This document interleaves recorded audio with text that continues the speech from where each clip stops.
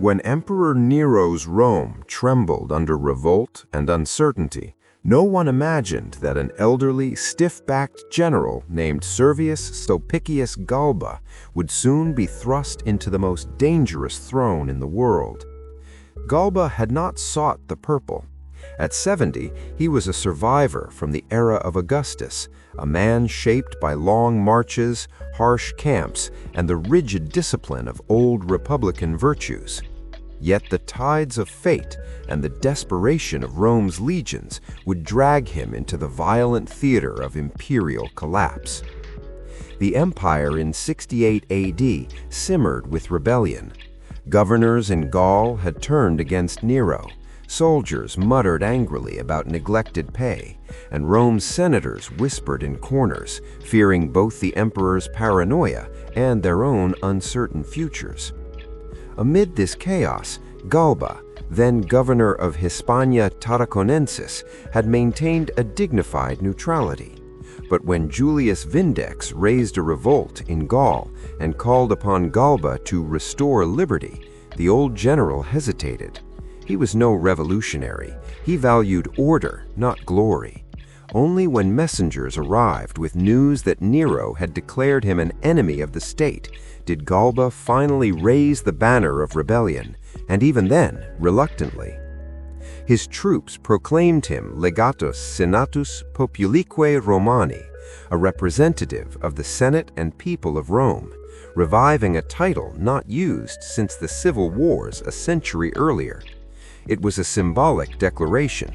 Galba was not an ambitious usurper, but a restorer of the old Roman dignity, or so he wished the world to believe.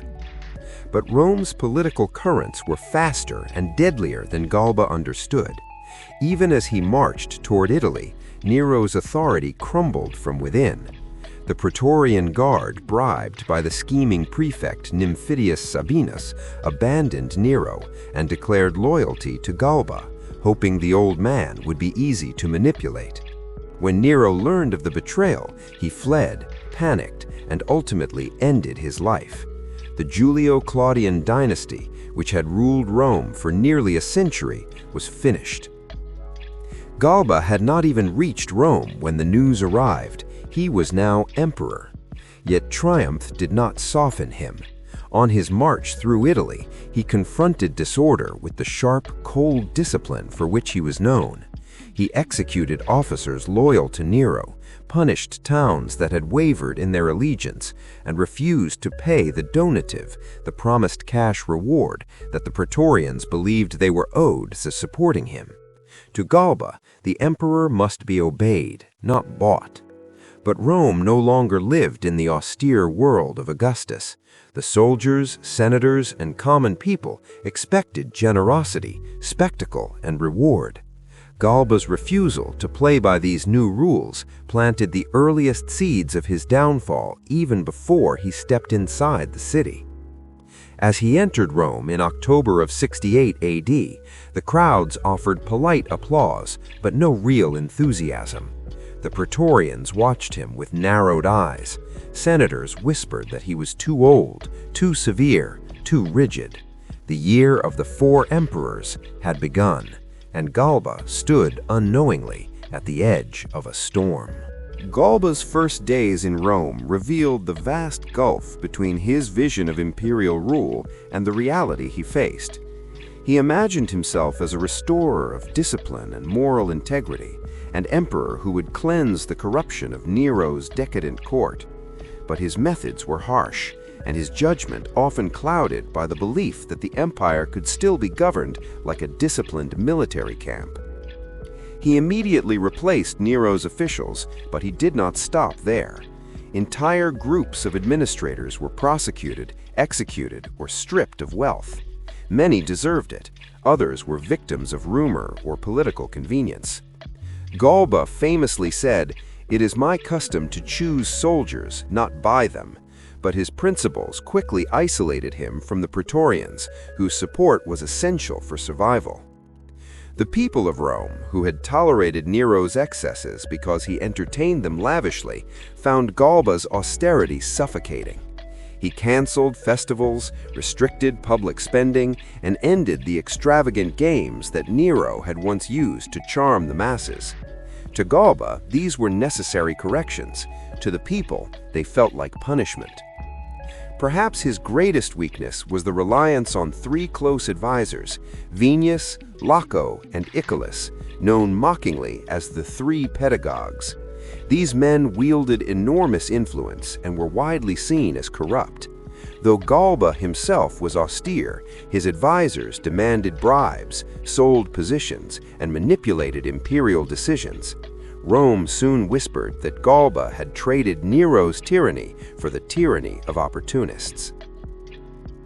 As tensions mounted, the legions in Germany revolted. They had already felt slighted when Galba refused to confirm their chosen commander, Aulus Vitellius, and when he denied them the customary reward for swearing loyalty to a new emperor. Feeling insulted and ignored, they responded by proclaiming Vitellius emperor. Suddenly, Galba faced a crisis.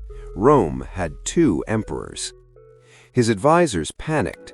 Some urged negotiation, others demanded swift military action. But Galba was slow to act, weighed down by age and indecision. In desperation, he adopted a young nobleman, Lucius Calpurnius Piso Licinianus, as his successor, hoping this act of stability would secure loyalty. But the Praetorian Guard had its own candidate, Marcus Salvius Otho, a former friend of Nero, and the man who believed the throne had been promised to him. When Galba announced Piso instead, the city buzzed with rumors, anger, and treachery.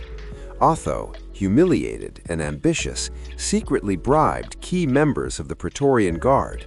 The same soldiers Galba had insulted by refusing their donative began to shift their allegiance. Galba did not see the danger. He believed his moral authority would shield him, but Rome was no longer moved by virtue. Power belonged to whoever could command loyalty or buy it. The capital trembled with uncertainty. In taverns, soldiers whispered Otho's name. In the Senate, men already wondered whether Galba's reign would soon end.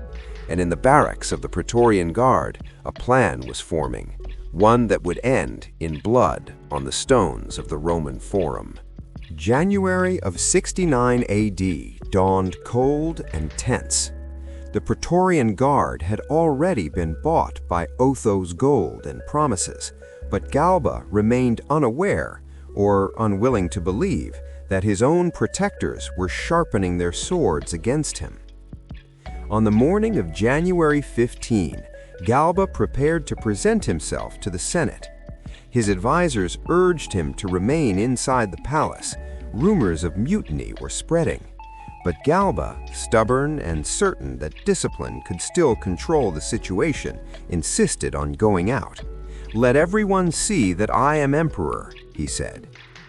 Meanwhile, the Praetorian conspirators gathered in their barracks.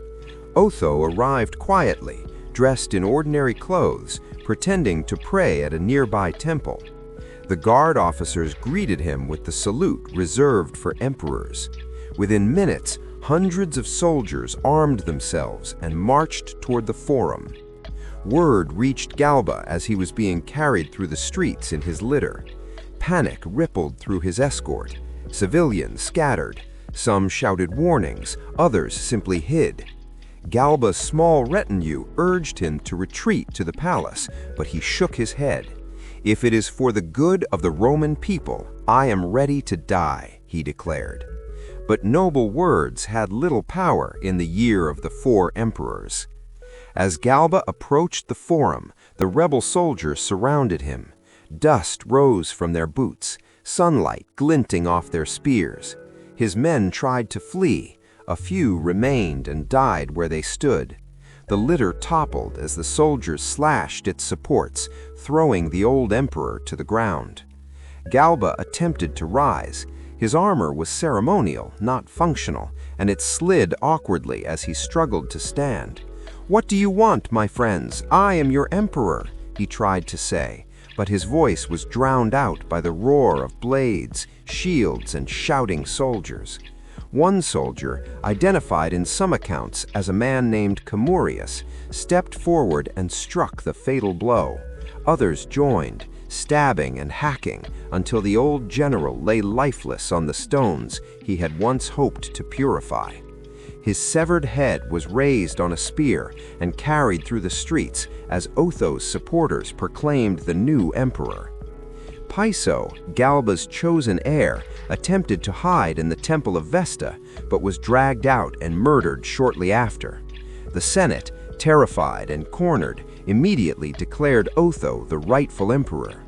Roman politics now belonged to the strongest sword. Galba's reign had lasted only 7 months. As his headless body lay abandoned, Rome shifted once again to a new ruler, one whose own fate would soon be consumed by the unending chaos of 69 AD. The year of the 4 emperors was far from over. Galba's death marked not only the end of a brief and troubled reign, but also the collapse of Rome's last illusion that the empire could still be governed by the moral values of an older age. His rule was a collision between ancient republican discipline and the brutal political realities of the imperial world. In hindsight, historians have judged Galba both harshly and sympathetically. He was honest but inflexible, principled but incapable of understanding the society he ruled. Rome in 69 AD demanded spectacle, generosity, and political finesse. Galba offered none of these. Instead, he tried to impose order through fear, expecting his authority as emperor to command loyalty. But authority, unbalanced by generosity or charisma, quickly turned to isolation. His attempts at reform, purging corrupt officials, restoring discipline in the army, and attempting to cut waste from the state budget might have worked in more stable times, but the empire was already fractured by years of Nero's mismanagement, and Galba had neither the time nor the popular support needed to repair it. The army, once Rome's great stabilizing force, had become a political weapon. Legions now made emperors and unmade them. Galba misread this new reality, believing a stern commander could still impose discipline.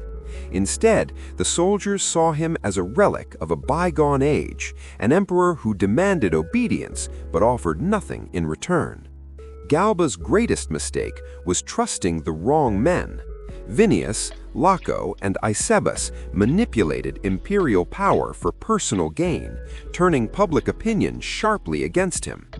The people who might have admired his virtues instead saw a distant, inflexible ruler controlled by greedy advisors.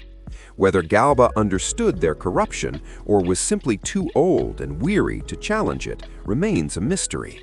In death, Galba became a symbol of the year's spiraling chaos. His murder set a precedent. Emperors could now fall in weeks, even days, not years. Otho replaced him, then Vitellius replaced Otho, then Vespasian rose to end the cycle.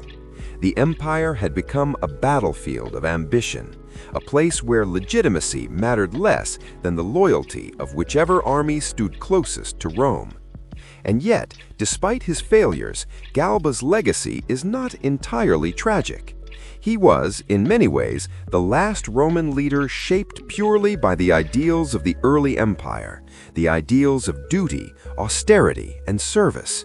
He believed deeply in restoring order, and he entered the throne not for glory, but because he believed Rome needed him.